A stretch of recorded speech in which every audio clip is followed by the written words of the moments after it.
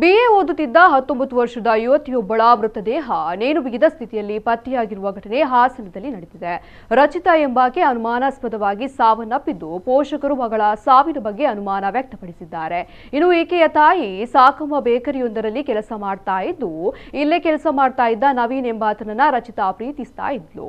ಇಬ್ಬರು ಕೂಡ ಈ ವಿಷಯವನ್ನ ಸಾಕಮ್ಮನ ಹತ್ತಿರ ಹೇಳಿದ್ದರು. ಆದರೆ ಇದಕ್ಕೆ ಅವರು ಕೂಡ ಒಪ್ಪಿಗೆ ನೀಡಿದ್ದರು. ಆದರೆ ಇತ್ತೀಚೆಗೆ ರಚಿತಾಳಿಗೆ ನವೀನ್ ಕಿರುಕುಳ ನೀಡ್ತಾ ಇದೆ ಎಂದು ಸಾಕಮ್ಮ ಆರೋಪಿಸಿದ್ದಾಳೆ. ಸದ್ಯ ಘಟನಾ ಸ್ಥಳಕ್ಕೆ ಭೇಟಿ ನೀಡಿ ಪರಿಶೀಲನೆ ನಡೆಸಿದ ಪೊಲೀಸರು ಈ ಬಗ್ಗೆ ಪ್ರಕರಣ ದಾಖಲಿಸಿಕೊಂಡಿದ್ದಾರೆ.